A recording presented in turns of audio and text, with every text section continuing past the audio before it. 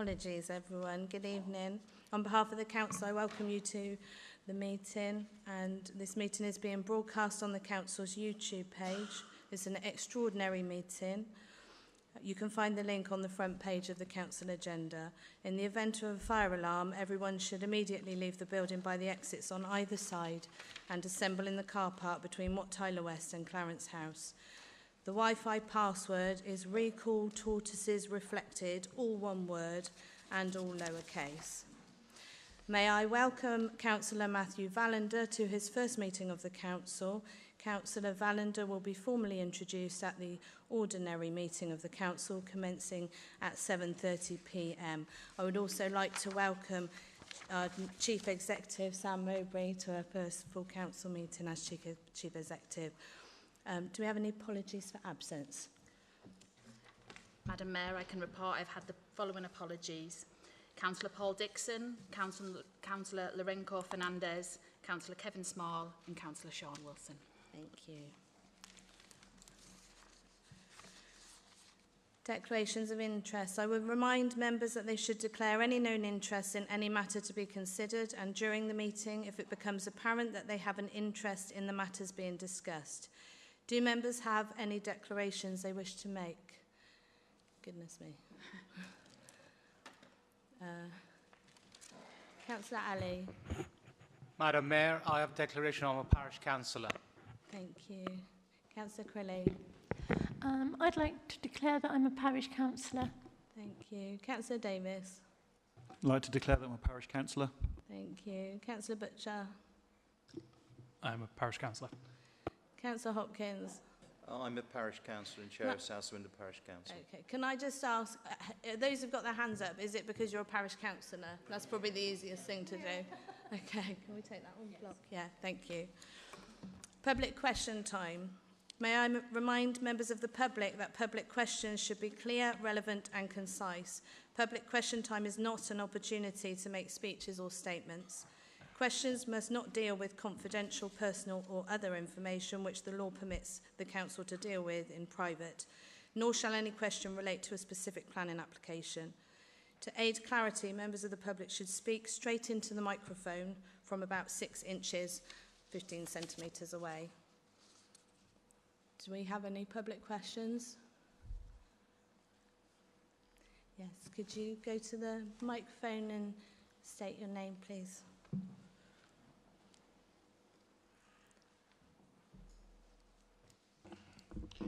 Madam Mayor and all gathered here today, I'm a member of the Mechanics Institute Trust. We manage, on behalf of the Council, 4 buildings. My question is this.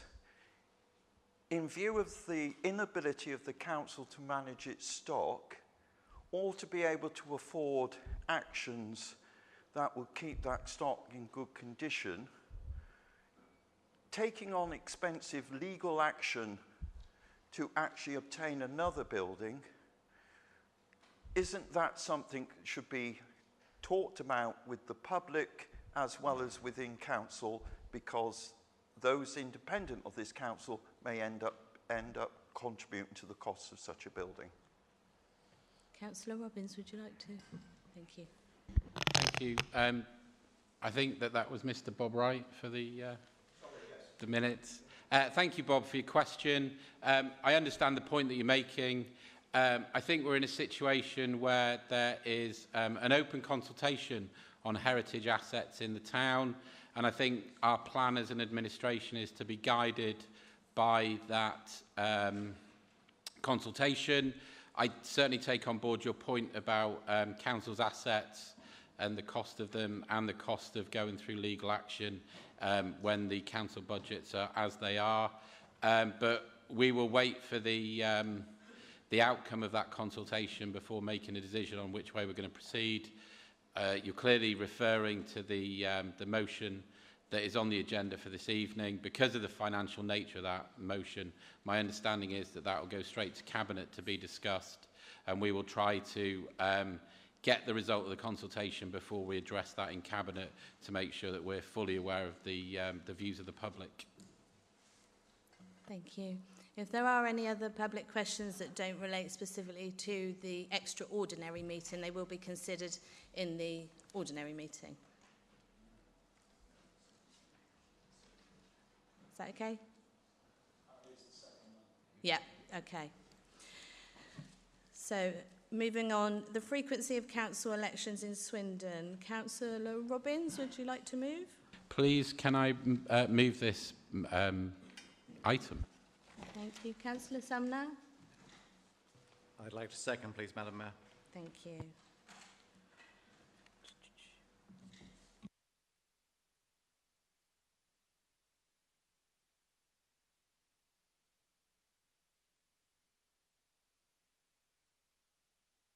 Is there any discussion on this item? Councillor Robbins. Thank you very much. I'm not planning to speak for long. I just wanted to thank everyone who responded to the public consultation on this. I think it's really important that we hear and listen to the words of the public on this. People will be aware that the Labour group have developed our view on this particular issue over time as the Labour group have grown. But I think we're now in a situation where it feels like it's the right thing to do.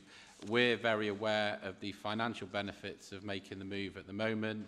There may be people who are cynical, who think that we've only made that view now that we're in power, but I think it's very clear that there is that public support for it, and we do need to make some tough choices at the moment to make sure that we can balance the budget. But we're very pleased to be moving this. There are 4 items that we've all got to vote on individually, so we'll move through them in order. But yeah, looking forward to making this change that hopefully will be beneficial to the council. Thank you. Councillor Sumner. Thank you, Madam Mayor. I'll be equally brief. I'm just immensely grateful to the Labour administration that they've had an epiphany, and where we suggested this a number of years ago and they voted against it rather enthusiastically, I'm pleased that they've now turned a corner and recognised the benefits to the council. Thank you. Thank you. Councillor Weisinger. Thank you, Madam Mayor. I'm also pleased that the Labour Party have decided to do this. What I would like to just highlight is that in 2019 there were 34,255 responses from 98,502 postal addresses with a response rate of 19.3%. Current responses is 794 out of 7,000 postal addresses consulted, so that's a response rate of 11.34 of the 7,000. And the current administration have got 7.1% overall. So whilst I fully approve it and I accept it, I don't understand why the current administration feel that it was necessary to go about this again when they could have voted for the support of it and in fact now caused unnecessary costs to the councils, knowing budgets are the way they are. But I fully support it. Thank you. Any other comments? No? Okay. So the items are... Councillor Robbins, do you want me to read them and do an individual vote on each point? Yeah? Okay. So number 1, that the outcome of the consultation attached to Appendix 1 be noted. Can we have a show of hands for those in favour, please? Thank you. Any unanimous? Thank you.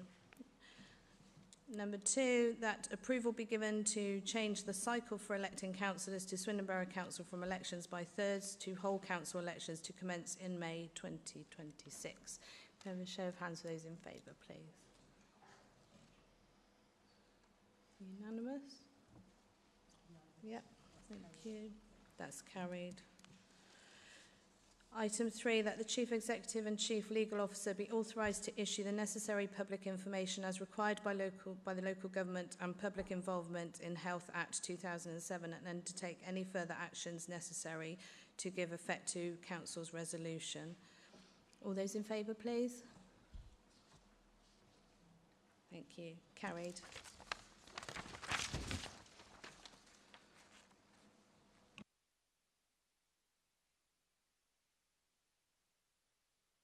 So number 4, the amended resolution to seek the views of parish councils on whether to harmonise all town and parish council elections with the Borough Council's electoral cycle as permitted by the Local Government and Public Involvement in Health Act 2007 and to report back to a future council meeting. All those in favour?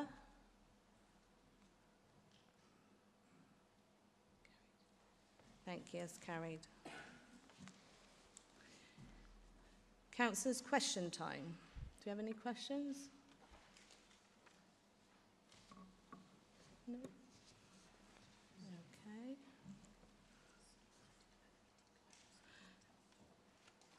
Okay, I declare this meeting closed and we'll come back at 7:30 for the ordinary full council meeting. Thank you.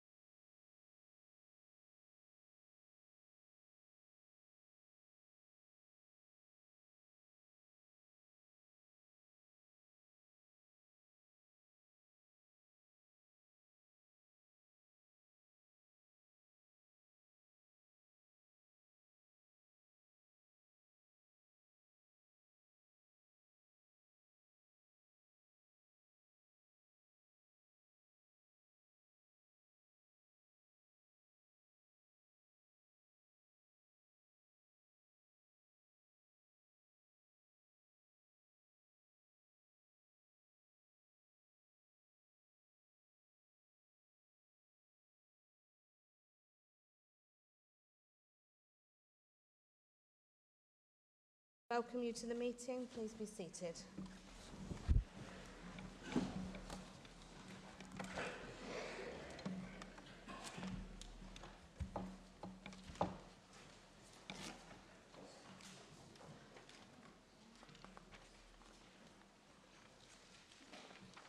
This meeting is being broadcast on the Council's YouTube page. You can find the link on the front page of the Council agenda.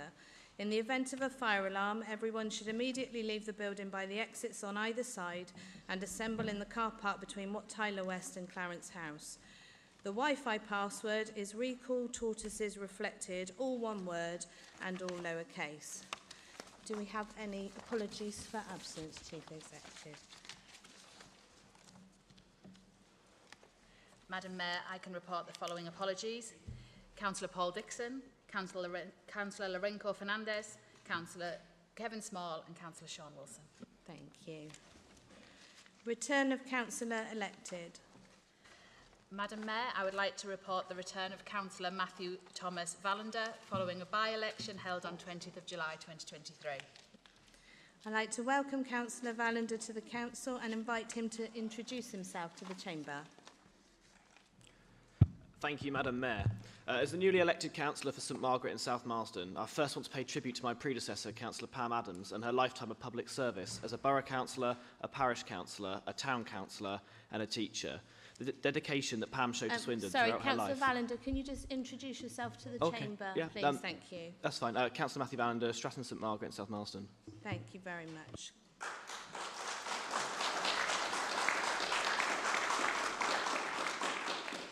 Councillor Robbins, would you like to move? Can I move that the return of Councillor Matthew Vallander be noted? Thank you. And Councillor Bushell? I'll second that. Thank you very much. Communications. Madam Mayor, I can report that no correspondence has been received. Thank you. Minutes. Can I have a proposer and seconder to agree that the minutes of the meeting on the 13th of July 2023 as set out in the agenda pack be accepted as a true record? Can I move, Madam Mayor? Thank you. Second, Madam Mayor. Thank you very much. That the minutes of the meeting of the Council held on 13th of July 2023 be approved as a true record. Pages 11 to 22 of the agenda papers. And can we have, I'll put that to the vote, please. All those in favour? Unanimous. Thank you very much. Declarations of interest. I would remind members that they should declare any known interest in any matter to be considered and during the meeting if it becomes apparent that they have an interest in the matters being discussed. Do members have any declarations they wish to make? Councillor Mia. Okay. Can I ask, are you all parish councillors or is there a different, are there different declarations? Could I ask for those? Sorry. Madam Mayor, it's only for South Swindon Parish. Only South Swindon, thank you. So all those, I'll come to you, Councillor Howard. Can I ask for all those who are South Swindon Parish councillors who wish to declare to raise your hands? Thank you very much. And what interest are you declaring? Is it that you're parish councillors for South Swindon Parish Council? Yes, thank you. Councillor Howard. Declaring an interest in motion F, and I'll leave the room at that point. Okay, thank you. Public question time. May I remind members of the public that public questions should be clear, relevant and concise. Public question time is not an opportunity to make speeches or statements. Questions must not deal with confidential, personal or other information which the law permits the council to deal with in private, nor shall any question relate to a specific planning application.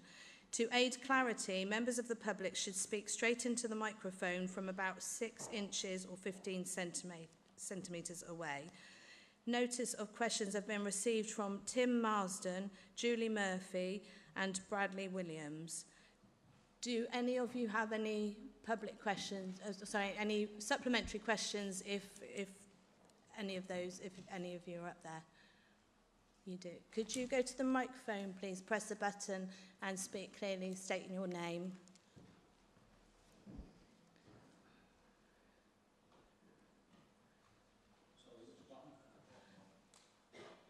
Good evening, Council.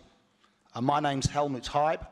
I'm a friend of the Health Hydro, a resident of Old Town Swindon since 2018. My question is as follows. Will Swindon Borough Council commit to approaching central government for £30 million to fully restore Swindon's Health Hydro? And furthermore, should central government say no, the Swindon Borough Council will commit to a campaign to raise the £30 million, whichever government is in power, and if Labour form the next government, that Swindon Borough Council ensure the Labour government funds the full restoration within the first year of the first term of a Labour government. This is, after all, the 6th richest nation in the world by GDP. Thank you. Thank you. Councillor Stringowski. Thank you for your question. We're very committed to delivering the Health Hydro and restoring it to being a fully functional and restored building for Swindon's community.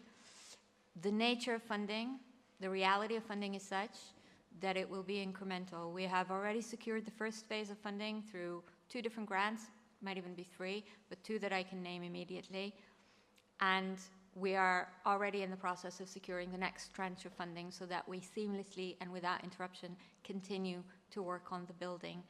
That is what we are committed to right now, and that is our plan going forward. Thank you. Do we have any other public questions? Yes, could you go to the microphone and press the button and state your name clearly? Thank you. Thank you, Madam Mayor. My name's Julie Murphy, Councillor for Highworth Town Council. Highworth Town Council are delighted to see a motion has been put forward for the old golf course and would like to acknowledge the support that has been already received publicly from both the previous and the current administration. Highworth Town Council has been working closely with Swindon Borough Council after an invitation to submit a proposal, which has now been sent to the leader of the council, Councillor Jim Robbins. Sorry, could you just, I don't mean to be rude, but could you just ask a question, please? Thank you. Okay. All right. So my question to this committee is, during the discussion of motion 8D, will councillors propose, second, and support an amendment motion to stipulate a 99-year lease, not a long lease as stipulated in the proposal? This is to meet the wishes of the public. Thank you. Thank you. Councillor Robbins. Thank you very much for your question. The motion tonight isn't going to be debated because it is a motion that calls on the council to make a financial contribution. So it'll go straight to Cabinet to make a decision. But I'm more than happy to have that conversation with you before it goes to Cabinet to make sure that we fully understand what you're trying to propose, and we'll see if it's something that we can support at that point. But very happy to have that conversation with you. Thank you. Yes. Mr. Wright, would you like to go to the microphone? Thank you.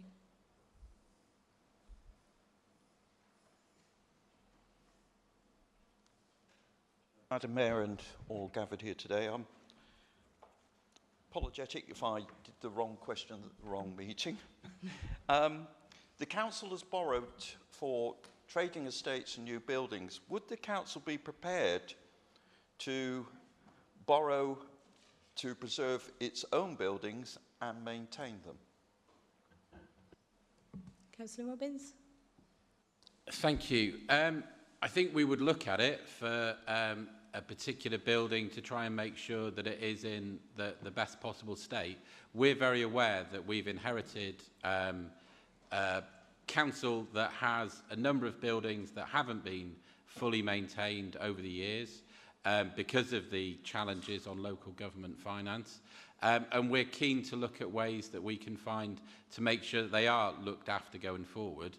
One of the things that we've talked about is a community wealth fund to try and do this, but happy to look at other potential ways of doing it if there are specific buildings that need it.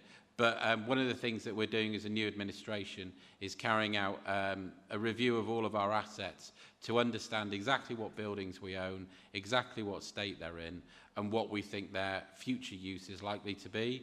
So we'll come on, no doubt, to discuss office space later on in the agenda, and that's something that's part of that asset investigation just to look at what we need going forward. So I think all things are on the table at the moment, so I wouldn't like to rule anything out. Thank you, Councillor Robbins. And for the benefit of the minutes, that was Mr Bob Wright. No, that's no problem. Yes, sir. Could you go to the microphone, please, and press the button and state your name clearly? Thank you.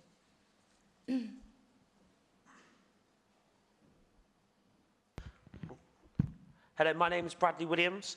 I've got 2 questions, if you'll permit me to ask. They are quite short ones, hopefully, if that's okay. They're very short. We might Fantastic. just let you... Fabulous. The first one is, on the 17th of August, I contacted Councillor Ray Bowman about mental health and about how her predecessor, Councillor Brian Ford, committed to saying there was additional £1.024 million going into mental health in the last financial budget. Is this council going to stick to that, or can they do more? Do you want me to pause? Let's get an answer for that question first, if we may. Councillor Ballman? We do not have a lot of say in where the money for mental health goes or where it's spent. We have a team of specialised social workers, but the mental health is run by AWP, which is the Avon and Wiltshire Partnership. So they are the ones that spend the money and get the money for mental health. Okay. Do you have a supplementary? Yeah, on a different matter. The other one would be, as many of you know, Tadpole, and like many other places around the town, are currently dealing with issues with developers.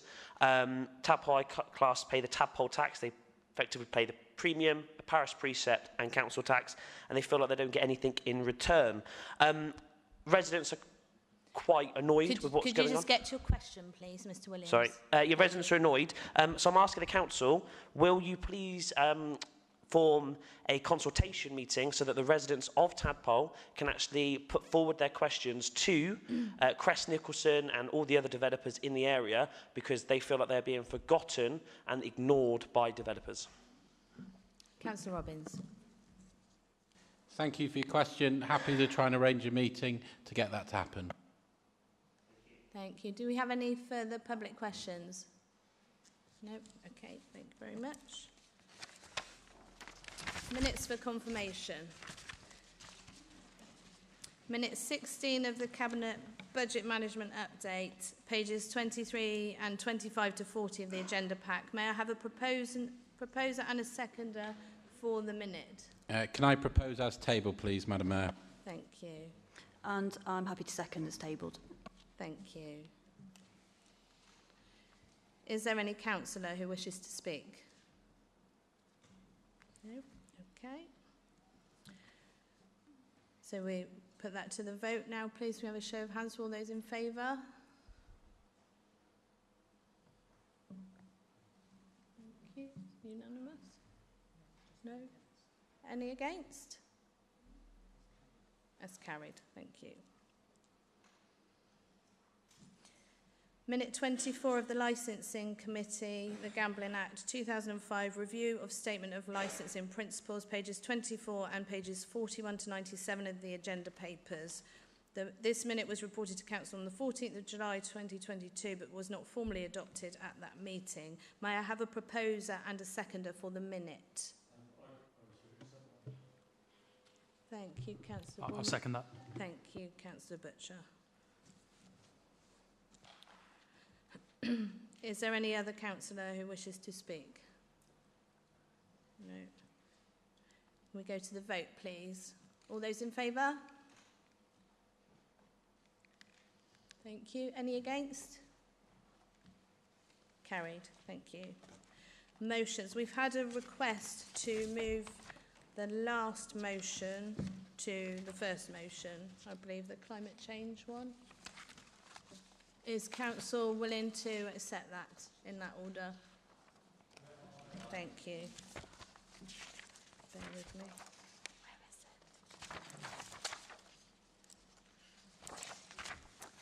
Where is it? So, Climate and Ecology Bill. Councillor Milner-Barry to move. Thank you, Madam Mayor. I am. Are you moving the motion, Oh, I Councillor beg to Barry? move the motion on the order paper. And I'm seconding, Madam Mayor. Thank you, Councillor Williams. You wish to speak, Councillor Barry? I'll speak now. Thank you. you. Madam Mayor, I'm really delighted that this motion seems to have cross-party support. The Climate and Ecology Bill would bring into law a comprehensive strategy for the UK to address the climate change and ecology crisis. The bill was introduced in the House of Commons in May by Olivia Blake. So far, 40 peers and 132 MPs of all parties have declared their support for the bill. It has the support of national organisations such as the National Federation of Women's Institutes, the Wildlife Trusts, the charity Tier Fund, the Co-op and the CPRE. It's supported by 192 illustrious scientists, including Professor Sir David King, who was Chief Scientific Advisor to the government under Tony Blair, and subsequently the UK's climate envoy under David Cameron and Theresa May. 240 local authorities, including Conservative councils such as Devon and Cornwall County Councils and Bolton Borough Council, have declared support, and I hope we can make that 241. The bill does have a rather confusing history. It was previously introduced in the House of Lords, but in the Lords it was subsequently amended to take out all the clauses about climate change, leaving just the provisions about ecology, and it was renamed the Ecology Bill. Both of these bills will get their second reading on the 24th of November, which is a bit confusing. The Climate and Ecology Bill commits the government to reversing the decline in nature, setting nature measurably on the path to recovery by 2030. The government is currently only committed to halting the decline in species populations by 2030 and then increasing populations after that. We all know that many species are in steep decline. Every year we see fewer of many common bird species, butterflies, pollinators, and all the various bugs that used to splatter onto car windscreens. Are we happy to see this decline continue for another 7 years? Surely with the aid of measures like the obligation for developers to provide 10% biodiversity net gain, we can commit to seeing nature on the road to recovery by 2030. But we have no chance of halting the decline in species populations unless we also do our bit to tackle climate change, which is rapidly altering the conditions in which this country's birds and animals can flourish. Seabird numbers are crashing because their food supplies are dwindling or moving north in the warming seas. The changing climate means that when birds hatch, their food supply may not be available. The Climate and Ecology Bill addresses climate change and biodiversity decline as two aspects of the same problem. And by passing the bill, the government would be making a legal commitment to ensure that policy and action is driven by what the science tells us is necessary. Madam Mayor, this country is committed to reaching net zero by 2050, but it also has much more short-term interim commitments. And these commitments are far more important than 2050 net zero, because if we don't meet them, it's increasingly clear that the Earth, including this country, will have been utterly transformed by 2050, and greatly for the worse. This year has seen successive months when global temperature records were broken, culminating in September temperatures which one data scientist described as, in my professional opinion, absolutely gobsmackingly bananas. We are already experiencing the feedback loops whereby changes brought about by rising temperatures lead to further temperature rises without any human intervention. Forest fires release CO2 into the atmosphere, and that drives faster global warming, which means more forest fires. The Intergovernmental Panel on Climate Change and many other bodies years ago agreed that emissions need to be falling fast by 2030, but globally, emissions are still rising. Madam Mayor, I won't go through all the provisions in the bill. It takes a whole-of-government approach. It's been very thoughtfully drafted. It commits the country to make our fair share of emissions cuts year on year and to ensure that nature in the UK starts to recover. In order that scientists, government and voters can all agree on what measures to prioritise to bring emissions down, the bill mandates a citizens' assembly to listen to the evidence and come up with recommendations. And then if 2/3 of Assembly members support a recommendation, and it's also supported by the Committee on Climate Change, it will be included in the strategy. Madam Mayor, the question could be asked, what benefits will the bill bring to the Borough of Swindon? The bill will mean that the UK makes faster progress with the energy transition. This will mean cheaper energy bills for our residents and a more secure energy supply with a greatly reduced dependence on gas from the North Sea or anywhere else bought on the world market. Secondly, investors will know that they can rely on that energy transition taking place. As we know, we have 600 jobs at the mini panel plant, which are directly reliant on that transition taking place and the timely adoption of electric cars. But there is so much more on the horizon. Jaguar Land Rover will be building a gigafactory in Somerset.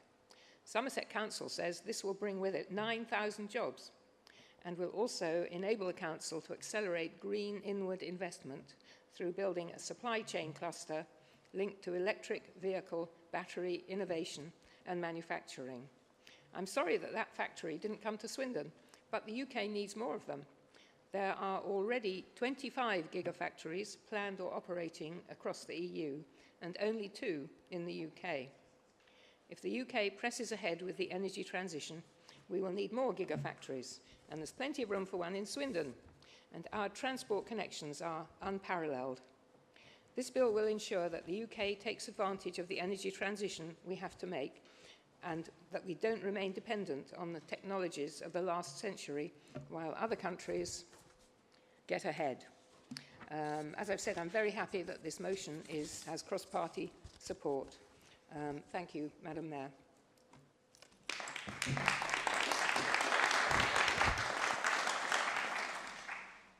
Thank you, Councillor Milner-Barry. Councillor Williams, would you like to speak?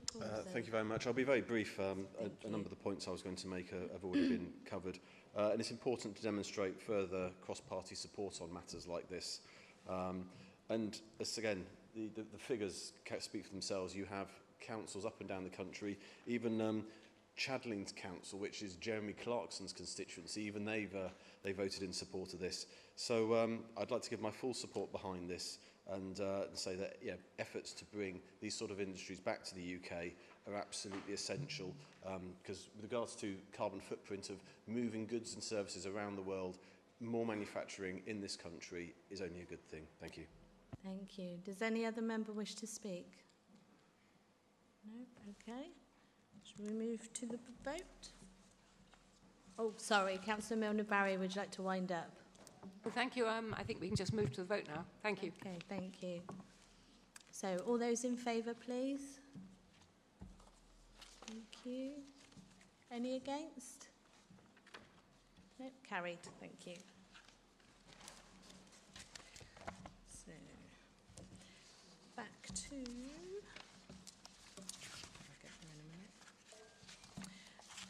Motion A, whistleblowing. Councillor Morris. Thank you, Madam Mayor. Excuse me. The heinous murders... Sorry, Councillor Morris, would you like to move? I move. Apologies, yes. Thank you. Apologies. And second?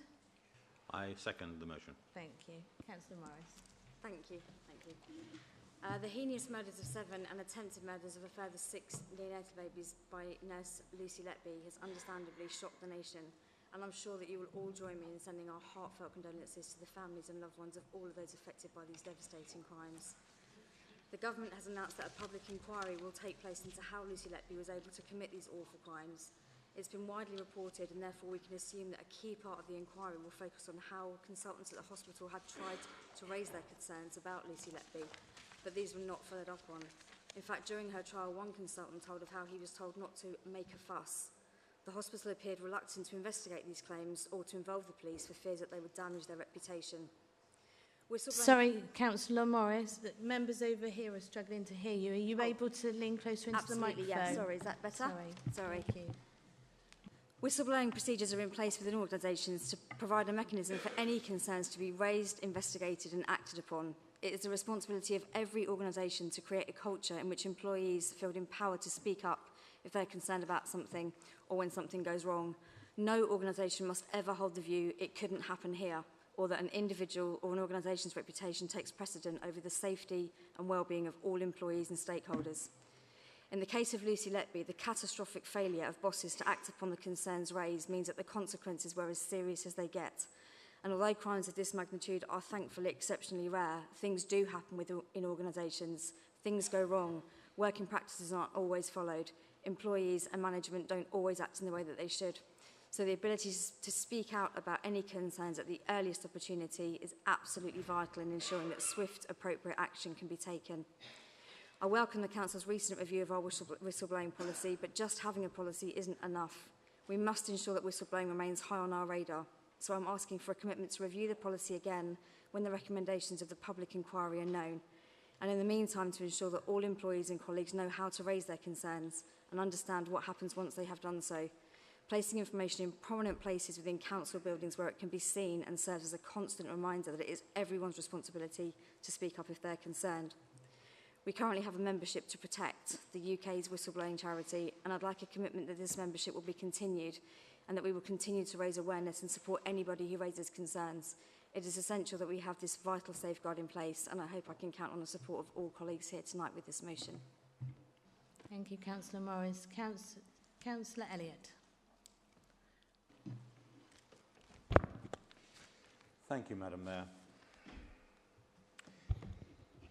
Whistleblowing is now in the spotlight after the recent Lucy Letby case, but it should not have taken such a tragic loss of life to achieve this. Although colleagues raised concerns, they were simply not listened to. So I asked the question, whistleblower, and what springs to your mind when you hear that word? Many times I would suggest it is that somebody's gossiping. It's seen as informer, a sneak, or maybe we should say it's seen as a negative connotation. Perhaps betrayal might be the right word. The unfortunate reality is that whistleblowers can sometimes be regarded as difficult employees and for calling out wrongdoing and abuses. However, they should not be. UK law and best practices work hard to protect them. Many organisations now use the term speak up or speaking up, as this encourages people to share what might be a simple concern rather than waiting for it to become a serious issue. Here in Swindon, we believe that the council should have the most robust, transparent and resilient policies, that we should be totally open to the concept and have the best practices in place. Now, I will admit that I thought whistleblowing was a modern concern, but the first recorded case that I could find was way back in 1777, when 2 American naval officers blew the whistle on the torturing of British POWs during the War of Independence.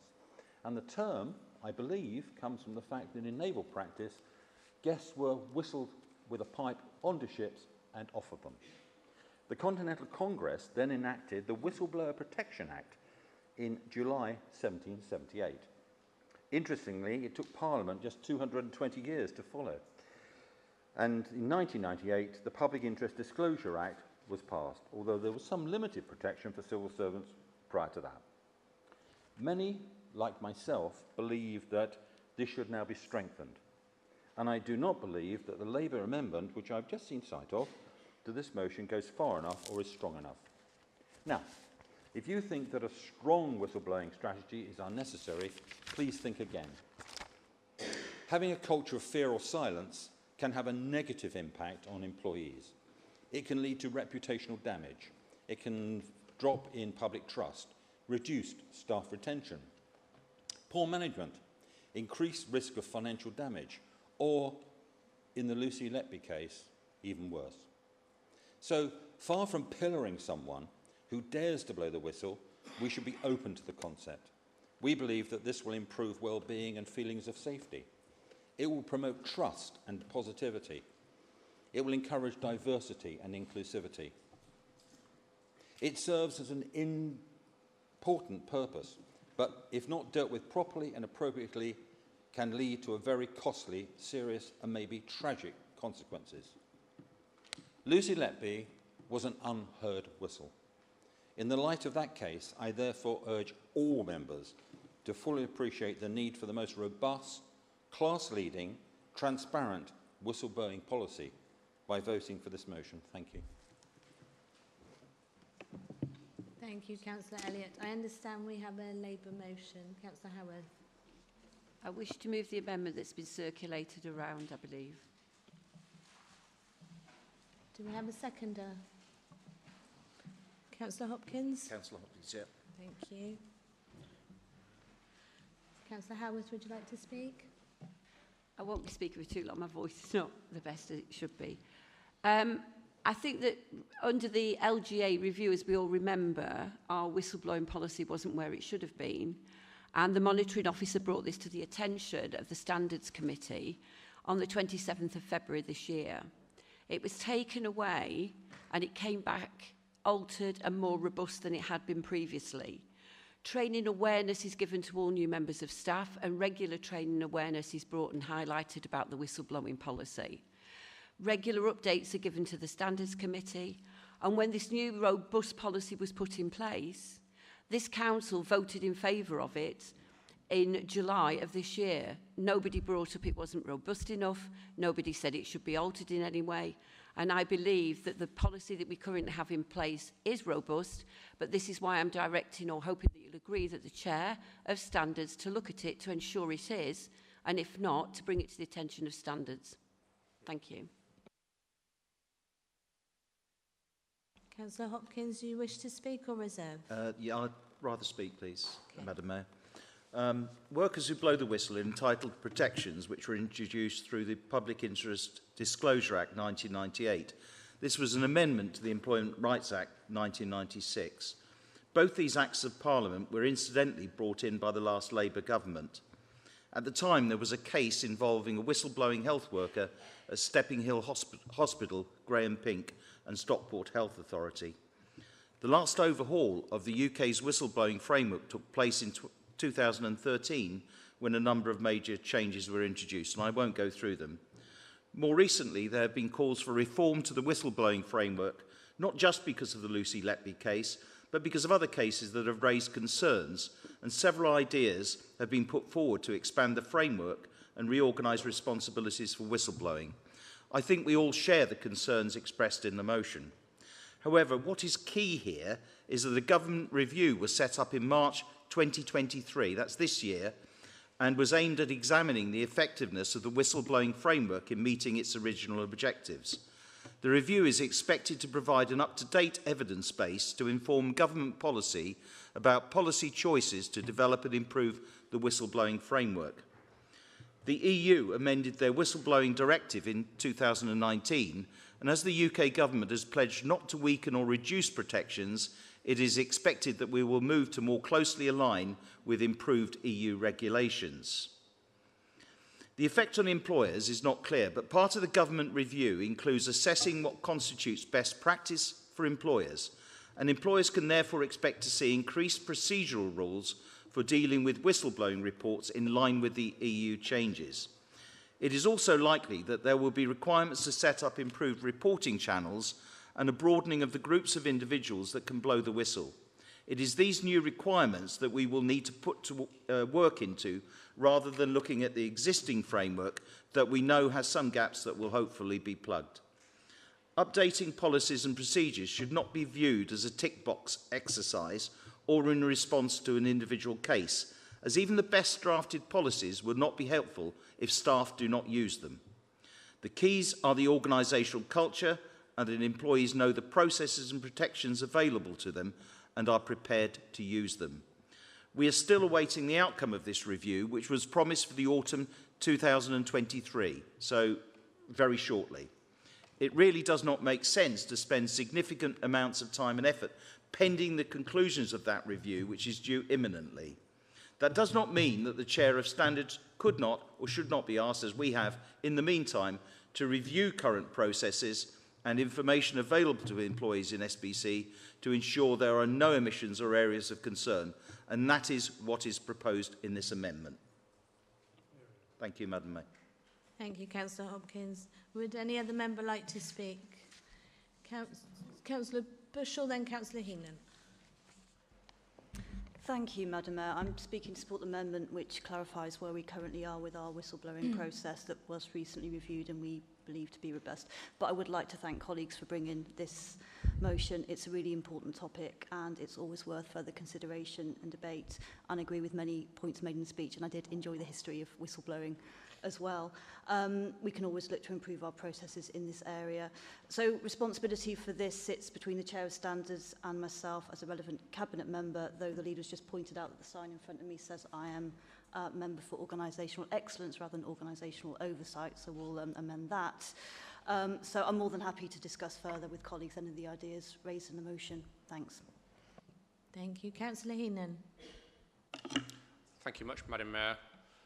We all have our different approaches, but I'd be interested to know why the Labour administration is proposing an amendment which stops an internal communication campaign to ensure staff know what they should do with whistleblowing. Simply putting a policy before councillors to vote on and being posted on the internet probably isn't sufficient to spread the word to staff so that they know what to do if they're concerned about something. This is not a party political motion or a point that I'm making. It's about ensuring staff know how to whistleblow, given the recent publicity that we've seen nationally. Thank you. Does any other member wish to speak? No. Okay, Councillor Morris to wind up, please. Thank you, and thank you for your comments. And I think just to add that I believe that also just having the policy isn't enough. We need to be constantly reminding colleagues of what to do if they're concerned. So the internal communications is I think, vital. Thank you. So we now move to the vote on the amended motion. All those in favour, please. All those against? The amendment carries. So that now becomes a substantive motion, and we'll take that to the vote, please. All those in favour? Thank you. All those against?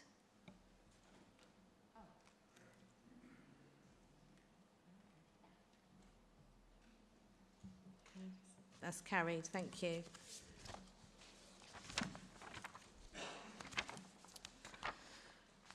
So, motion B, pavements clear of signs. Councillor Nukana. Thank you, Madam Mayor. I would like to propose that. Thank you. And do we have a seconder, Councillor Sumner? Thank you, Madam Mayor. I'd like to second. Thank you. Councillor Nukana, would you like to speak? Thank you, Madam Mayor. I'm honoured to be able to bring this motion before you. The everyday struggles experienced by people with the sight loss is something most of us are aware of or really give much thought to. In fact, it was until very recently when speaking to someone who is partially sighted that I have grasped the full measure of what their daily fight was like. We have brought motions before this council on pavement parking and the problems that poses, but this is much more than that. This is about the right of all the residents and visitors to walk or wheel unhindered by obstacles that may present in a trip hazard or place people on the road. It's shame to all of us that some people are frightened to leave their homes in case they fall over a sign or get whipped in the face by eye-level branches. Yesterday, in our own STEAM Museum, an iCan exhibition took place featuring a range of organizations who specialize in supporting blind and partially sighted people. Let's be one of those organizations that fully support and become an exemplar across the country with the way in which we go extra mile to provide people with sight loss a safe route around our town. That's it from me. Thank you, Mayor. And I know there is an amended motion, and we are happy to go ahead with that. Thank you. Thank you. Did you say there's an amended motion? Yes. And you're happy to? Yeah. Okay. Thank you. Councillor Sumner, would you like to speak? Thank you, Madam Mayor. The problem of pavement clutter is extraordinary in parts of Swindon. It's a disadvantage to those that are poorly sighted. There are numerous people who will walk to work, walk to school, and find themselves inconvenienced or potentially even injured by obstructions on the pavement. I work in the town centre, and daily I travel along Commercial Road, where the pavements are covered in delivery vans, delivery lorries, people parked immediately outside their shops, A-boards, other clutter, and you see people genuinely struggle. This is something that does need to be addressed. The pavements are for people, the roads are for vehicles. The two don't combine well, and with a road like Commercial Road, there are numerous side streets. Sorry, Councillor Sumner, I cannot abide people speaking when someone else is speaking, and I'm sorry, but I will not have it. Thank you. Apologies, Madam Mayor. We just want to get some clarity on the whether the amendment's been accepted and needs to be moved. It wasn't down on the cabinet bench, Councillor Bushell. It was somewhere else in the chamber, but thank you. Thank you, Madam Mayor. So just really to conclude, we certainly need something done about this for the safety of our residents.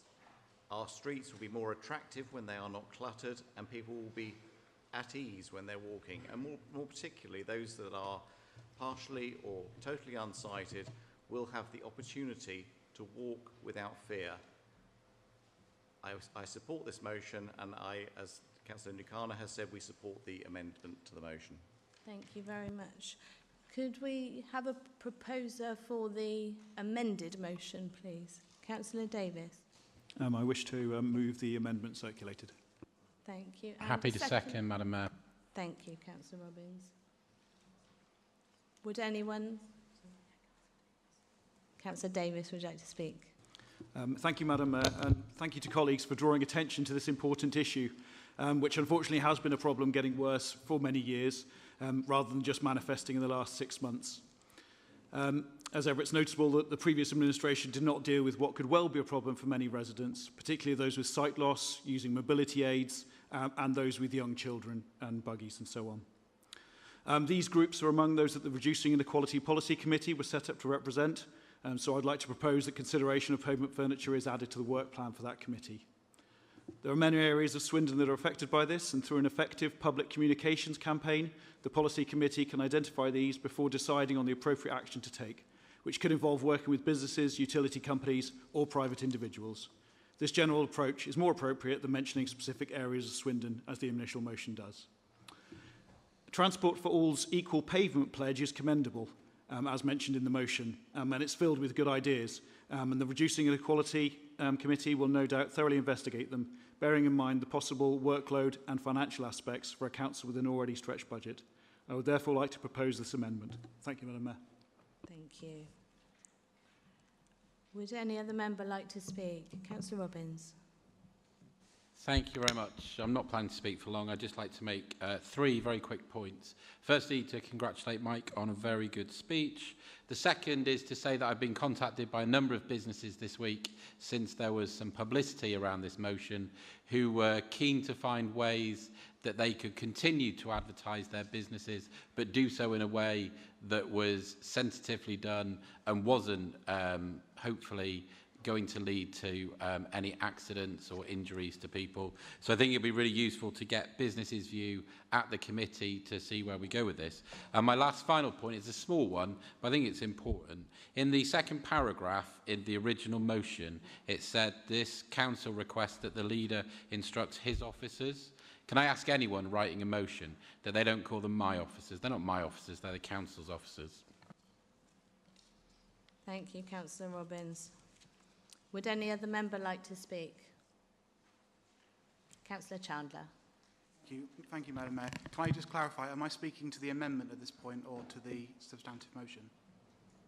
Whichever you want to. Okay. Well, I mean, in either case, I'm very happy to support this. I think the motion is incredibly worthwhile. By the way, on an unrelated note, welcome to Councillor Vallender. I won't speak very long because a lot of it, to be honest, would be tautology from the last motion that Councillor Adams and I brought forward at the previous full council meeting, only to say that I think we owe residents real swift action on this. Our motion was brought forward because a lady came to our surgery with a black eye, having walked out into the road needlessly, a partially sighted woman, because a van had inconsiderately parked across the entire pavement. I know we're not discussing pavement parking as part of this, but it'd be really nice if this particular motion didn't sit with a policy development committee in the same way as the pavement parking one is. I think there's a more specific and urgent issue to address here, and I'm pleased that it's cross-party support. Thank you. Any other member like to speak? No? Okay, in that case we move to the vote on the amended motion. All those in favour, please. Thank you. Any against? That's carried. That now becomes a substantive motion. Can we have all those in favour, please? Unanimous, carried. Thank you. Motion C, mechanics. Councillor Heenan to move, I understand. I think your standing agenda says something else, Madam Mayor, but I'm more than happy to move the motion. The paperwork I've got says Councillor Heenan, but if it should be somebody else, I do apologise. And I shall ask for a seconder without presuming the paperwork is correct. Councillor Adams. Councillor Adams, can you put your microphone on, please? Sorry, yeah, I second that. Thank you.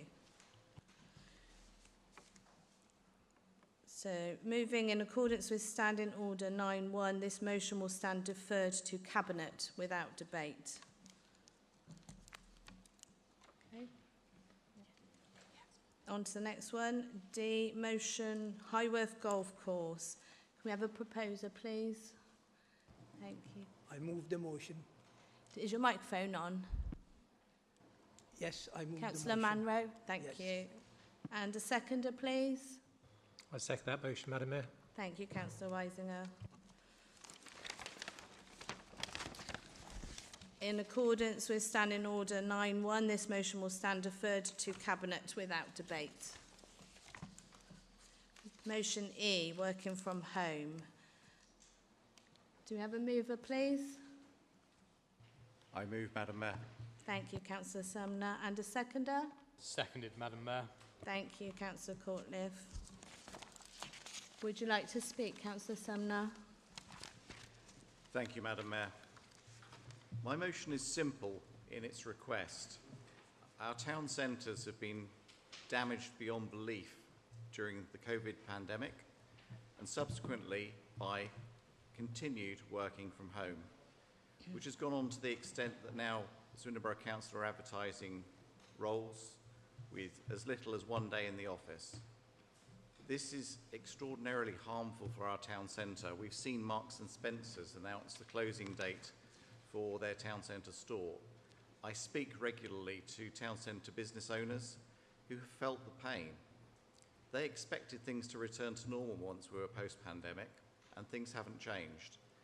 Organisations are now starting to look in the direction of getting more people back in the office, because not only is it generally good for town centres, that's not the main concern of many big businesses.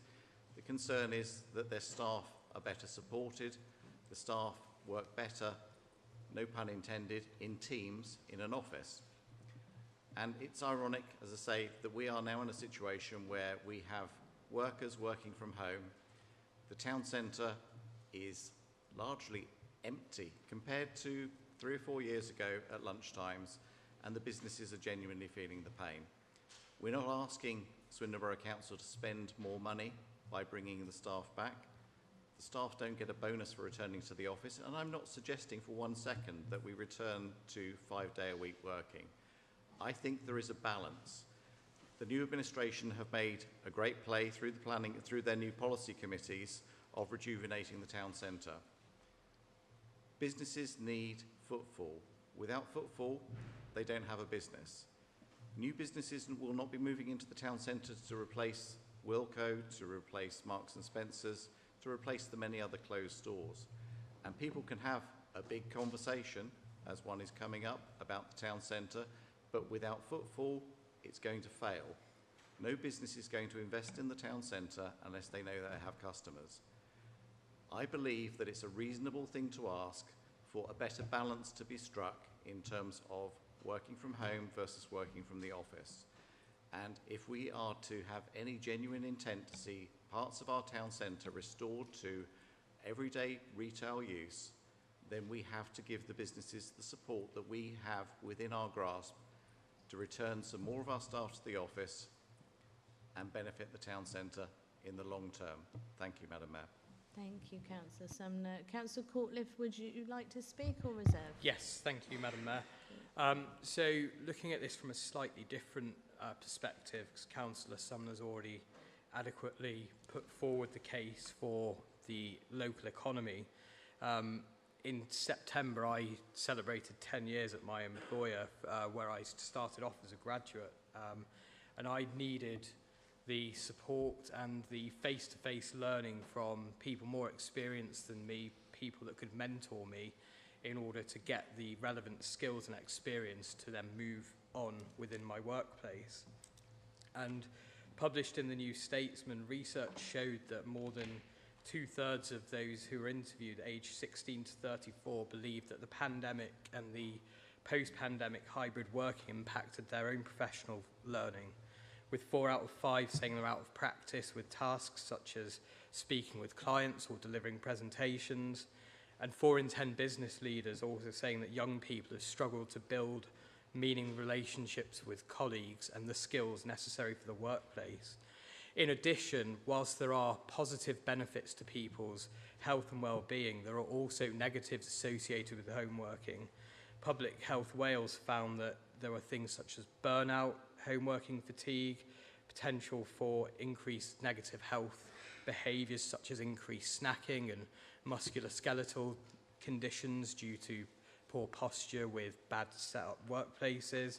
And the Royal Society for Public Health found that of those who have switched to home working permanently after COVID-19, 67% of people felt less connected to their colleagues, 46% of people were taking less exercise, and 39% of people had musculoskeletal issues. So bringing people back to the office is, as well as supporting the local economy, is good for them and good for the organisation as a whole.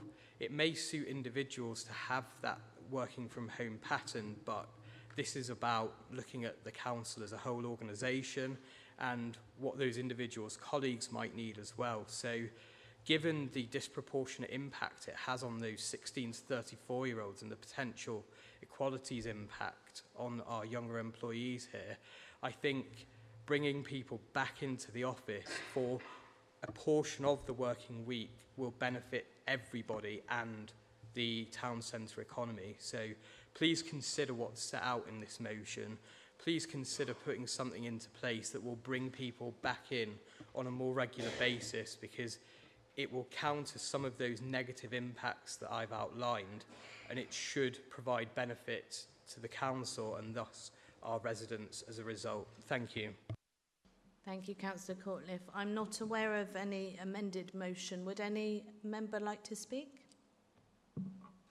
Yes, Councillor Bushell.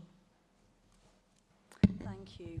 So from the Labour Group's perspective, the more we looked at this motion, the more flawed we realised it was, both in the underlying assumptions and in its detail.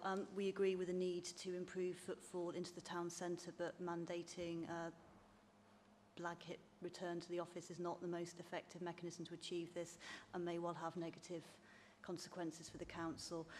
Staffing decisions, the responsibility of the head of paid service, and as councillors we should not seek to use staffing decisions to fulfil other objectives, however laudable, like driving business back into the town centre.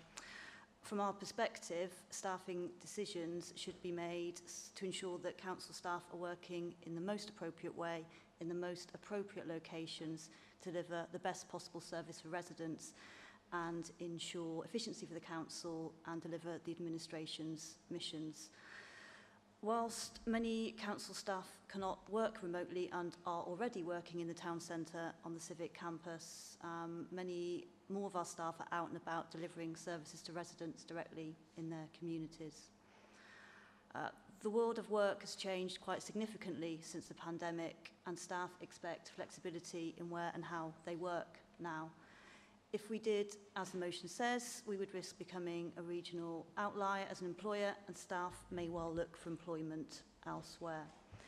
If we cannot recruit and retain staff, particularly in our hard-to-fill roles, agency costs may well increase. We have further budget pressures to manage, and again, the service to our residents may suffer. Now, for all the evidence and arguments about the benefits of in-person working, there are also arguments that hybrid working brings greater productivity. Reduced travel to work is usually good for employees and also for the environment. And again, some colleagues have pointed out that the timing of this motion when COVID rates is increasing, this is something we also need to think about. We do agree that Swindon Town Centre desperately needs investment. And I'd like to finish by reassuring the opposition that doing so, improving the town centre and supporting local business is absolutely a priority for the council. Since taking control of the council in May, we've had lots of really interesting and encouraging conversations with companies and groups, individuals interested in various projects in the town centre who are really excited about the Labour administration's vision and mission for the town. During the election, we pledged to consult the public on what they want from the town centre, and we are currently developing plans to do that, so we won't be supporting this motion. Councillor Heenan. Thank you, Madam Mayor. I hope we'll all agree that hybrid working has its positives, but it also does have its downsides, and a balance is needed for service delivery to the public. As councillors, we set the strategy and policies, and it's for individual departments, led by cabinet members and their directors, to decide how best to implement. Pay and reward is a good example. We unanimously agreed the strategy and the budget earlier this year, and as a collective, this council has not discussed individual pay for roles. It's implementation for each service area based on the strategy that we set. Simply saying whatever is most appropriate for the role, and it's up to the head of paid service, is a cop-out of our responsibilities as leaders of this organisation. One of the ways that performance of the customer service team was improved last year, so that performance KPIs were achieved in March, for the first time since COVID, and really good work by the team to turn that around, was by insisting that staff came back into the office. I remember taking the flak from councillors now in the administration for that decision, but it worked, and I will continue to say that.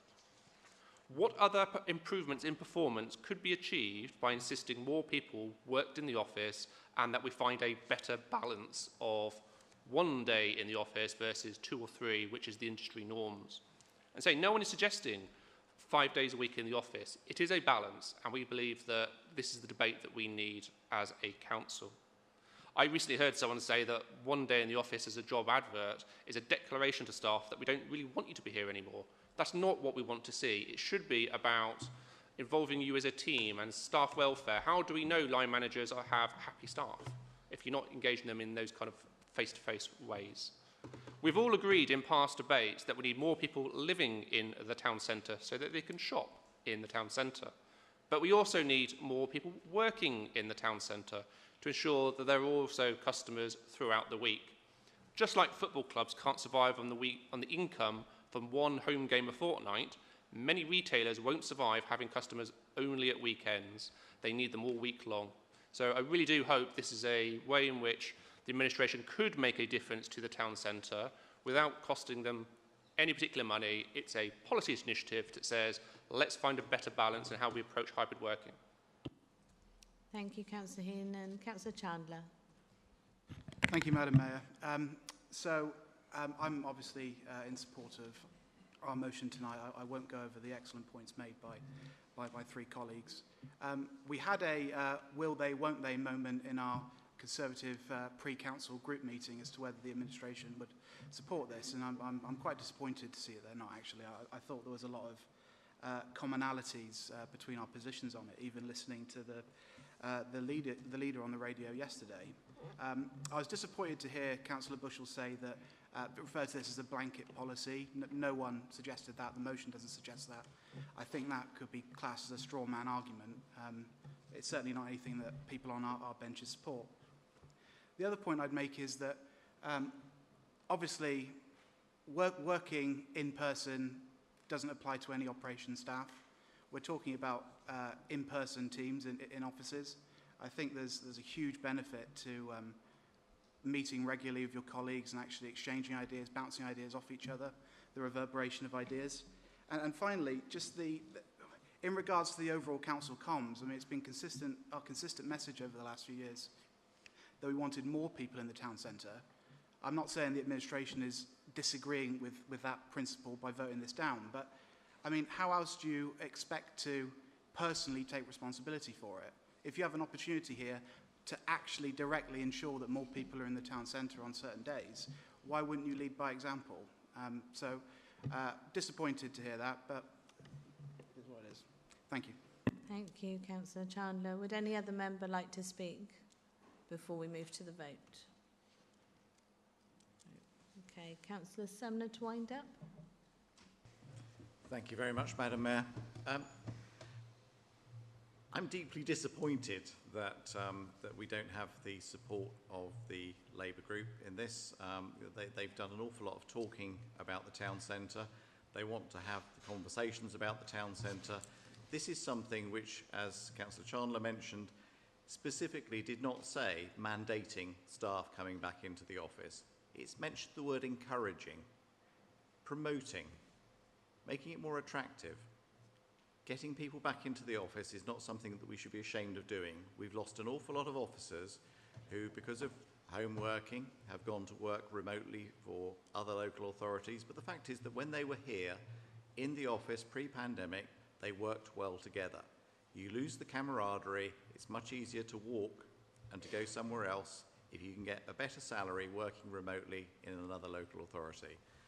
We need to put our hearts and our minds behind supporting the town centre, and what better thing to do than encouraging footfall.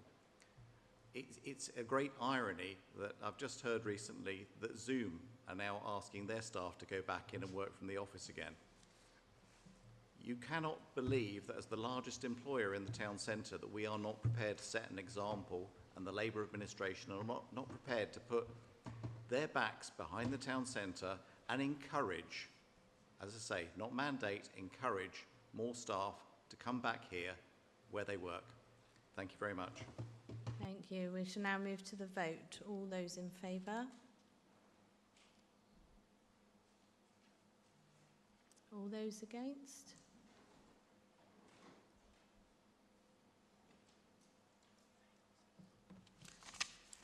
That motion fails, I'm afraid. Moving on to motion F, Just Stop Oil. We have a mover, please. Councillor Smith. And a seconder? Yes, Madam Mayor. Councillor Gardner, thank you. Councillor Smith, would you like to speak? Yes, thank you, Madam Mayor. Firstly, I'd like to thank the support of certain colleagues in this group for the writing of this motion. Similarly, welcome both the Chief Exec and Councillor Matt Walland at his new role. I think he's going to be a fantastic help to SSM. Also, he's my local councillor, so he will be receiving numerous emails, as it were. So in regards to Just Stop Oil, I think fundamentally the issue here is, as we've seen this evening, we have a democratic process. Those processes and structures really need to be followed. And I think as a local authority, really should be promoting the fact that we're standing up for the rule of law.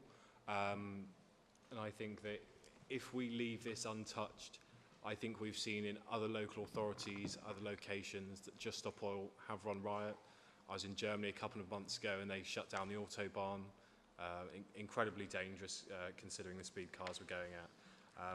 And I appreciate their motivation, their cause is certainly a just one, but I think we want to be supporting sensible and democratic systems. We are a democratic country at the end. However, I would like to raise one point I'd like some clarity from the Chief Legal Officer on. It's come to my attention since this meeting began, and I couldn't have raised it any earlier, unfortunately. In terms of funding, there may be something like a conflict of interest between Just Stop Oil and anyone who has delivered a Labour leaflet in the past decade. If we would like to adjourn, it just came to my attention. So I'd like to raise that to the floor. Thank you.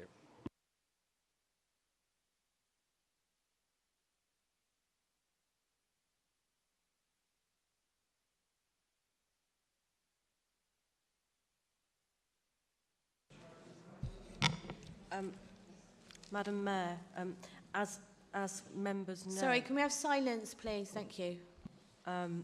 It's a matter for each individual member to determine whether or not they have an interest in a matter before council this evening, and or indeed a conflict of interest.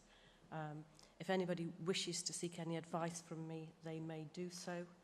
If anybody wishes to have a recess in order to do so, they may, with the consent of Madam Mayor, also do so. But whether or not a member has an interest, it is a matter for them to determine. Well, thank you for that clarity. I can declare I have no conflict. Okay, Councillor Smith, I can just ask the chamber. No? No? Okay. Sorry, continue. Perfect. That's all I have to say, and I reserve the rest of my right to speak.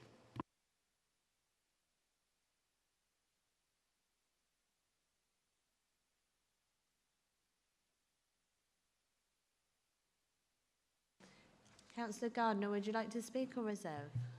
Thank you, Madam Mayor. I second this motion, as the rights and safety of residents must be made a policing priority in the face of illegal protests by groups like Just Stop Oil. While we, of course, accept legal protests and people's rights to make them, these should not cause significant disruption to our residents' everyday lives. Wherever this crosses the line into illegality and even criminal damage, everything possible must be done to just stop this. I'm sure we all want to see public debate led by thoughtful, moderate, practical ideas, not by noisy narcissism of the self-indulgent, apocalyptic, obsessed view.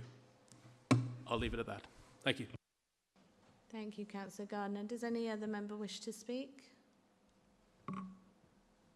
No? Okay. Oh, Councillor Robbins. I find this really odd.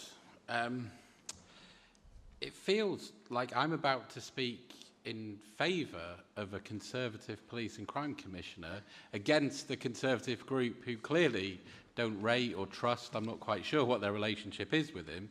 But I think our take on this is, it seems a bit silly, a bit embarrassing that you're doing that. I think that the comment about a declaration of interest was ridiculous.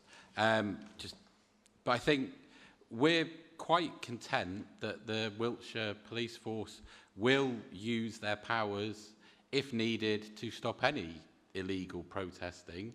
I'm not sure why we feel the need to talk about Just Stop Oil. I don't think you're going to embarrass the Labour group by talking about Just Stop Oil. I don't think that's something that we're particularly aligned to or unaligned to. I don't think the Labour Party are particularly aligned to it. Dale Vince was at Labour Party conference this week, but he was there talking about funding Labour himself. It wasn't through Just Stop Oil. I believe he stopped his links with Just Stop Oil. We're quite happy as a Labour Party to speak to businesses and get donations from them. That's part of how politics works. There's no particular need for us to call on the Police and Crime Commissioner to do anything particular, because we believe the police take care of illegal protest in the town. If you don't have confidence in him to do it, you have that conversation with him yourself. But we're quite happy to ignore this and just think it's a bit of a waste of council's time. Thank you, Councillor Robbins. Does any other member wish to speak? Councillor Stankadakova. Sorry, I will get that right. Thank you, Madam Mayor. First of all, I think it's important to say, and it's important to recognise, that the right to peaceful assembly and protest are fundamental principles of democracy. And even with the arrival of the new legislation, police must remain cognizant of the importance of protest within a democratic society. In order for the right balance to be struck, the police must be prepared to respond in a proportionate manner when considering the impact of any protest on the rights of residents and businesses and the impact on wider society. It is crucial that the police do their best to gather intelligence and work with our communities to accurately assess the level of disruption caused or likely to be caused by any protest. And the law does make it clear it is a matter of judgment for the police, not any politicians.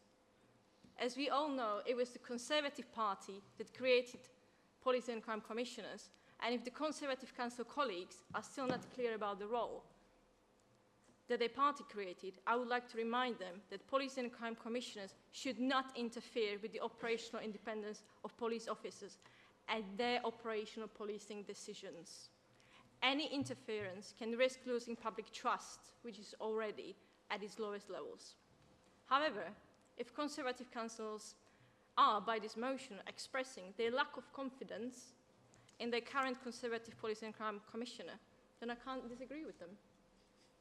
I even encouraged them to write to the Commissioner about their views. The facts speak for themselves. In July 2022, Wiltshire Police was graded by Her Majesty's Inspector of Constabulary as inadequate, failing responding to public and failing protecting vulnerable people. The call times are over the SLA, and my residents tell me, what is the point of calling police? Only 54.7% residents in Wiltshire and Swindon believe that the police can be relied on when needed, and only 54% of residents agree that police deal with local concerns. I would like to make it absolutely clear that I condemn any illegal protest, but I think there are more important issues to be discussed in this chamber at this point in time. Wiltshire Police is currently in special measures. Knife crime has doubled, and my residents tell me they worry about the safety of their children, and you are discussing some what-if scenario instead of focusing on issues that matter to our communities, and I can't support this motion. Thank you.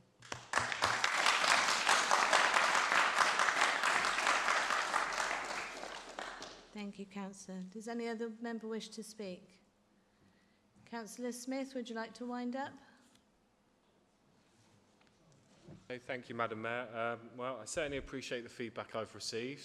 It's very much appreciated. I'll be sure to feed that back in. Mixed signals. On the one part, I appreciate the councillor's comments about not being happy with police performance. On the other hand, the council leader being very much supportive of the feedback and performance. If that's the case, I'll very much take those comments on board. Thank you very much for your time. Thank you. We shall now move to the vote. All those in favour, please. Any against? That fails. Thank you.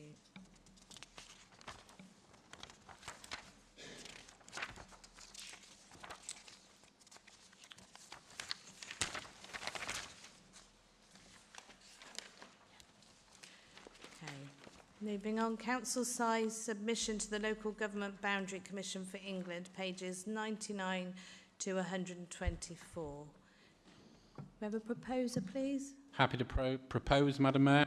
Thank you. And a seconder? Happy to second, Madam Mayor. Thank you.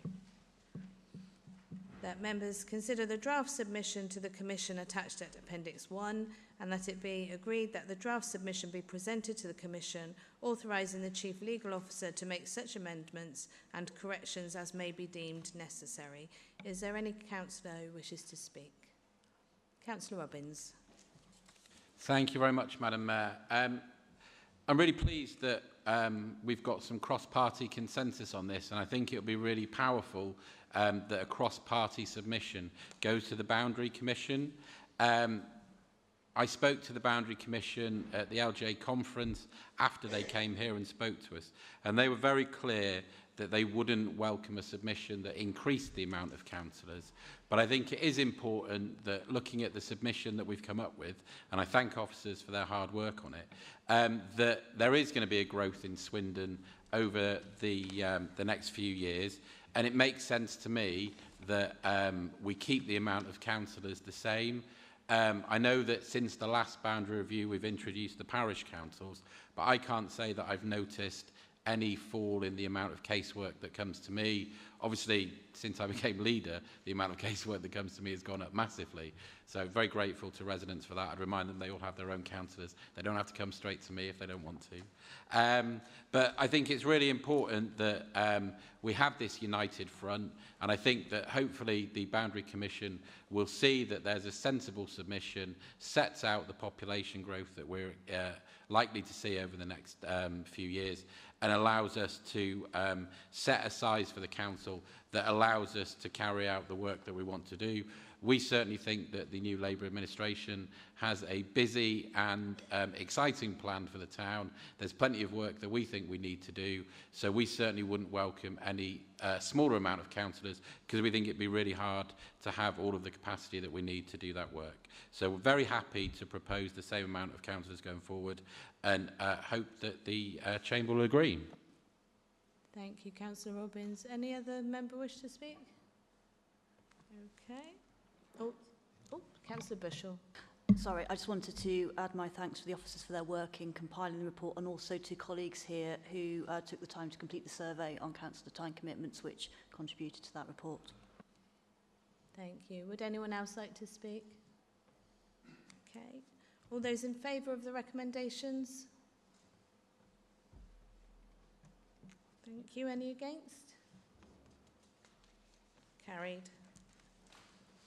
Constitution 2023-24 municipal year, updates to scheme of delegations and designations, pages 125 to 128.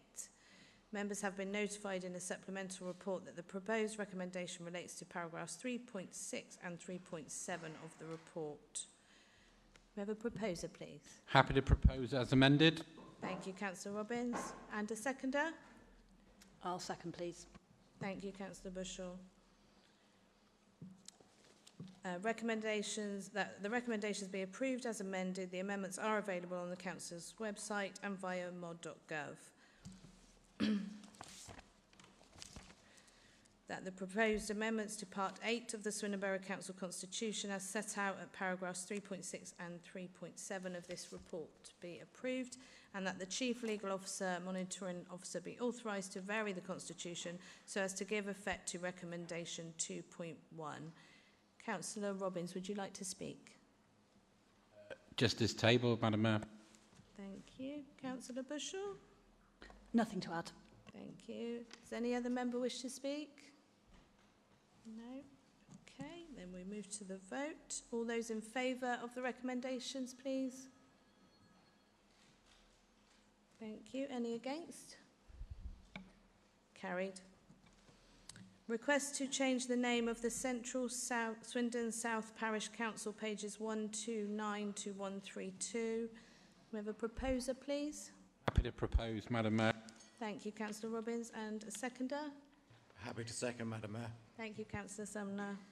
To note the receipt of the request from the Central Swindon South Parish Council that it be permitted to change its name, and to agree the change of name, and to authorise the Chief Legal Officer to make and publish an order under Section 75 of the Local Government Act 1972 to change the name of Central Swindon South Parish Council to South Swindon Parish Council. Would anyone else like to speak before we move to the vote? Okay, all those in favour, please. Thank you. Any against? Any against? That's carried. Thank you. Appointments to committees, pages 137 to 148. Sorry, can we have silence, please? Thank you. Can we have a proposer, please? Happy to propose, Madam Mayor. Thank you, Councillor Robbins. And a seconder? Happy to second. Thank you, Councillor Bushell. To approve the changes for the Conservative group as set out in paragraph 3.1 to 3.4 and 3.6. To approve the appointments set out in paragraph 3.5. To approve that Councillor Carol Shelley be appointed to serve on the Wiltshire Community Foundation. To approve that Councillor Ray Ballman be appointed to serve as a representative on Great Western Hospital's NHS Foundation Trust. And to approve any further changes tabled at the meeting. Are there any other further changes or nominations? No. Anybody like to speak? Okay. All those in favour, please, of the recommendations? Thank you. Any against? That's carried. Thank you. Minutes of Cabinet and decisions delegated to Cabinet members, pages 137 to 148. Excuse me. Will the Leader of the Council present the minutes of the Cabinet meeting held on the 12th of July 2023, pages 137 to 144? Happy to move as tabled. I won't go through the pages unless anyone wants to raise anything in particular. Thank you, Councillor Robbins. Does anyone have anything to raise? No? Okay. Is the council content to note the minutes? All those in favour, please. Thank you. Will the Leader of the Council present a Cabinet Member delegated decision made since the last meeting of the Council, pages 145 to 147? Happy to propose as tabled. Thank you, Councillor Robbins. Is Council content to note the delegated decision? All those in favour, please. Thank you very much. Minutes of other council bodies.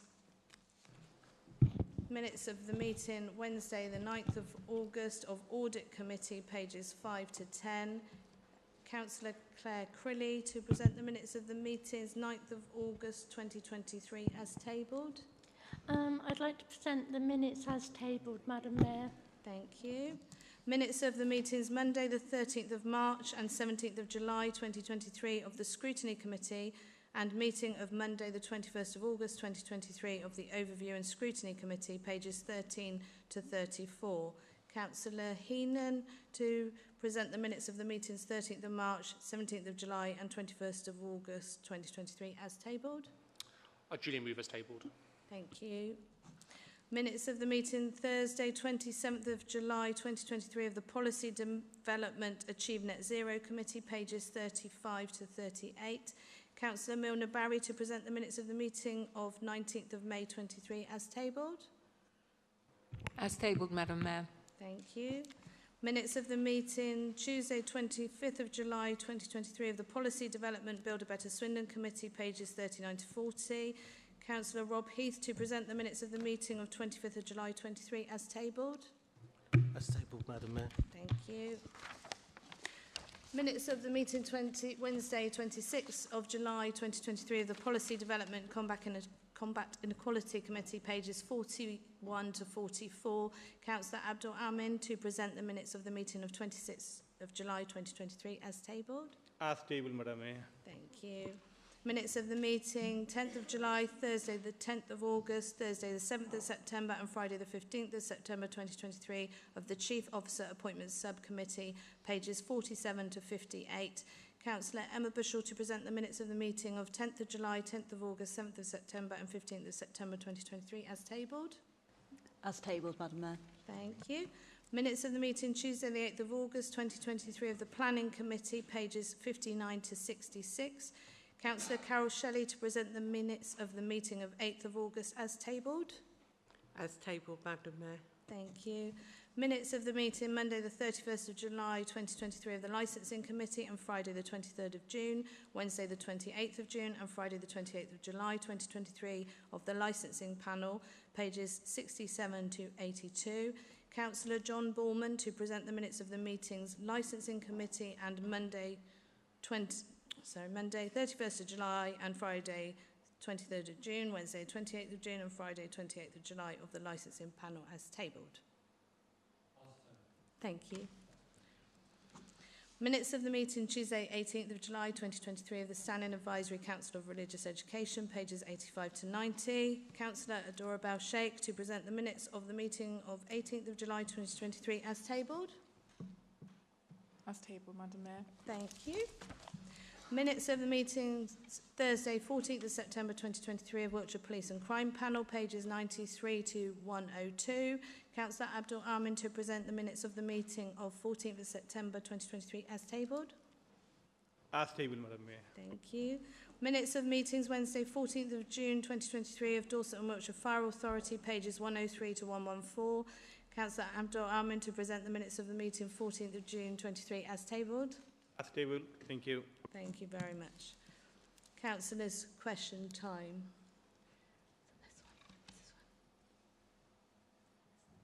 No, it's not on here. So this one.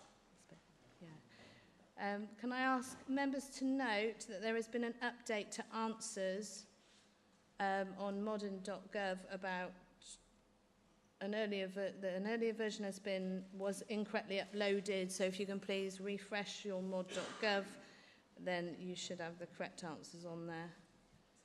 Thank you. Okay.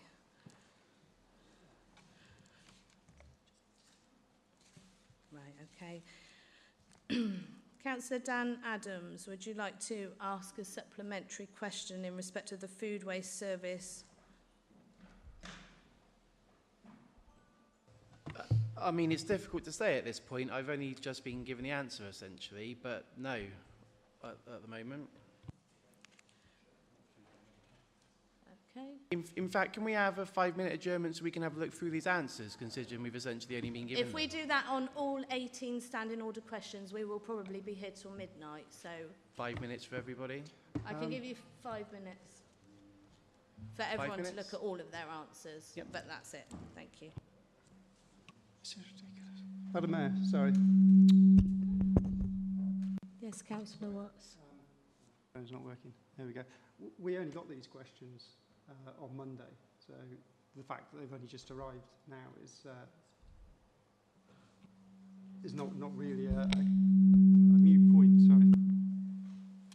Madam Mayor, if I can apologise on behalf of the team that it's an administrative error in terms of the update to the questions that have been uploaded.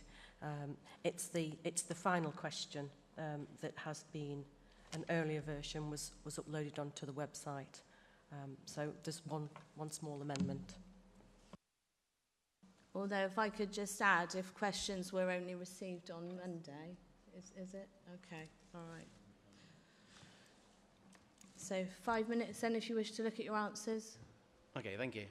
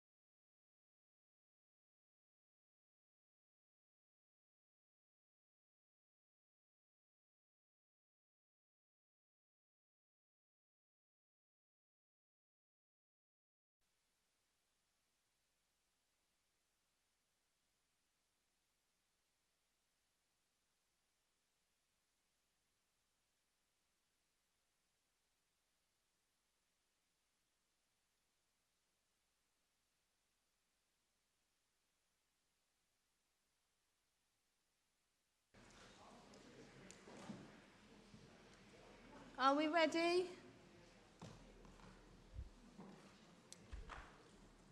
I'll just wait for everyone to stop talking and then we'll resume. Thank you. Councillor Adams, do you have a supplementary question? Thank you, Madam Mayor. On this question, no, I don't. Thank you. Councillor Chandler, do you have a supplementary question in respect of flooding? Yes, I do. Thank you. Firstly, to thank Councillor Watts for the response. In a rare break for me, I'm happy and content with the response. What I would ask as a supplementary is that, given, I can think of residents who are going to be gravely concerned to know that SBC can't tell if it's a publicly owned attenuation pond or not, would he be amenable to a discussion with myself and perhaps a representative from the LLFA to try and offer some clarity to these residents? Councillor Watts? Absolutely. We're doing a report at the moment on the whole incident that happened a few weeks ago. So I think there'll probably be not just that, but there'll be various other bits and pieces that you probably want to discuss when that report comes out. Very happy with that response, thank you. Thank you. Councillor Gatapur, would you like to ask a supplementary in respect of Meadway? Yeah, thank you, Madam. Yes, Madam, I would like to ask an additional question. Thanks for responding to my question, dear Cabinet Member.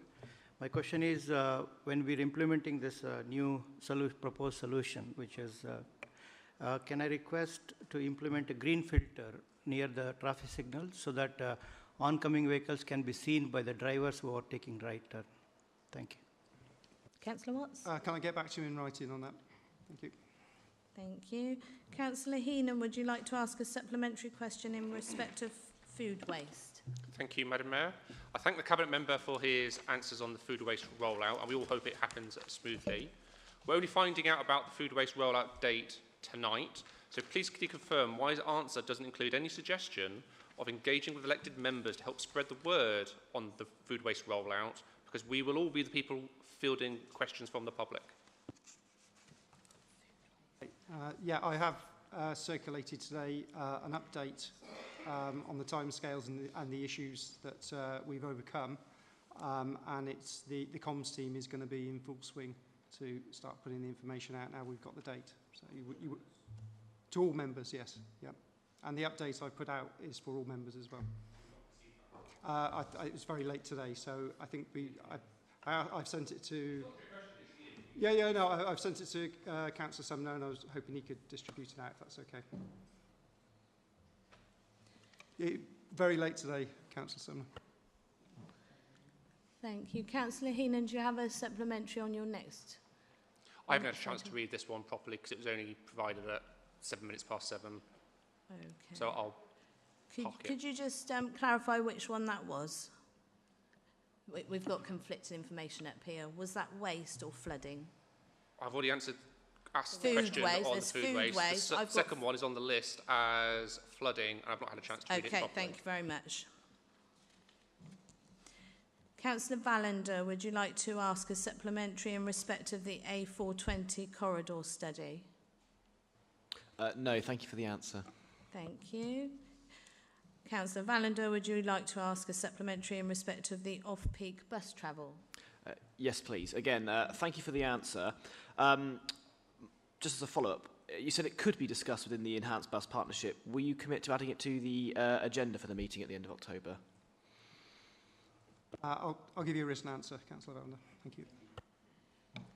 Thank you. Councillor Adams, would you like to ask a supplementary in respect of play parks? Yes, just one short one. Can I ask for a confirmation of the timeline for the validation, if possible?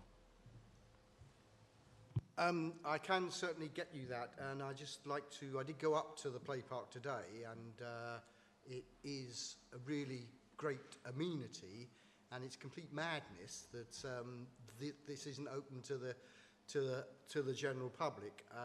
I'm not sure I am the Cabinet Member responsible for that. I shall ensure that the Cabinet Member responsible for getting tough with developers, if I can call it that, takes on that. But I am responsible for public health, and it's madness, as I say, that kids can't run around on that really good facility because of something called the Abbey Stadium development and planning, and when those four words go together, I think there's a collective groan amongst people of North Swindon. But I will do what you asked, Councillor Adams, and I'll get back to you. Thank you. Councillor Adams, would you like to ask a supplementary question in respect of the health hydro? Yes, just a short one. So it's basically, are we currently on track to meet the March 2024 deadline?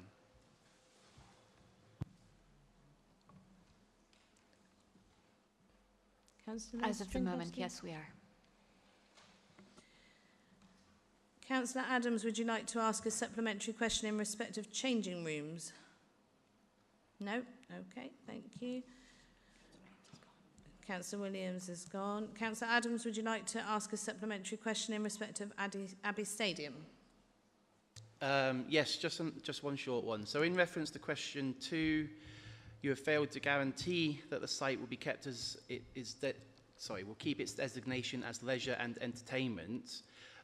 Basically, why are you not prepared to give that guarantee tonight? Councillor Robbins?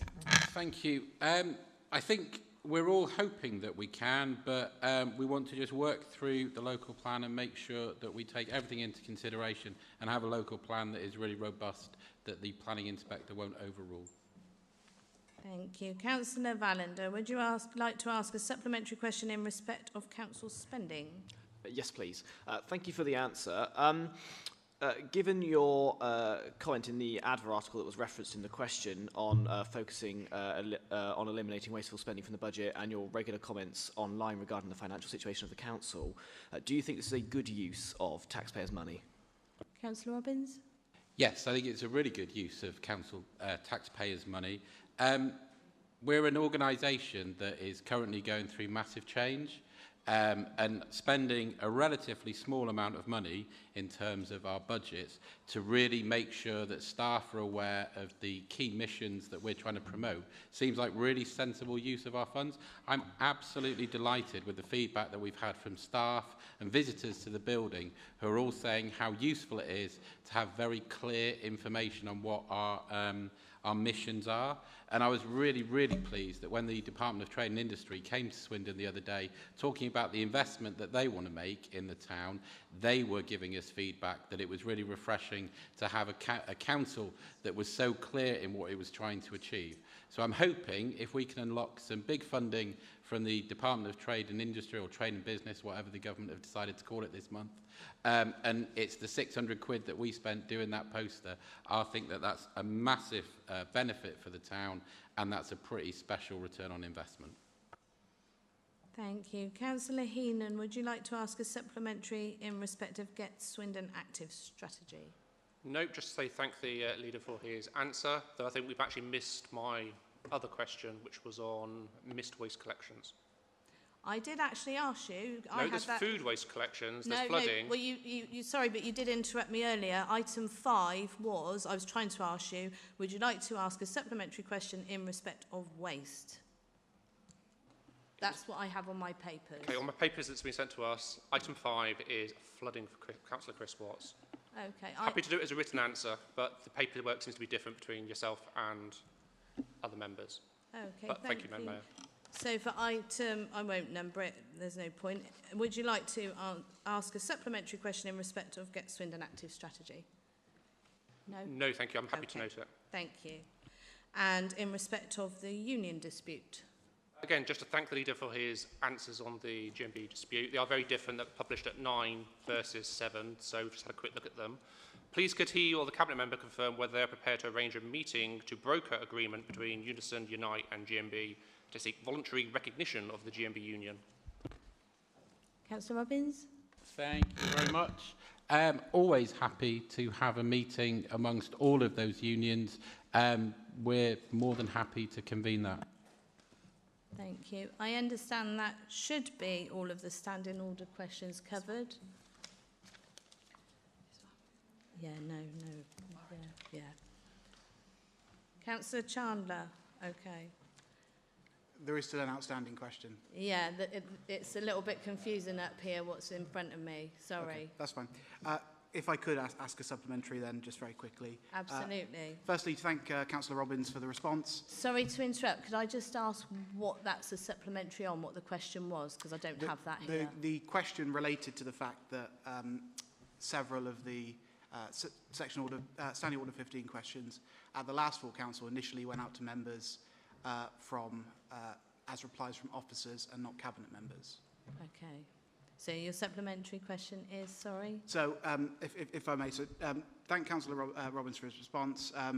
Your response states that all Standing Order 15 responses at the last full council were given by cabinet members is not accurate.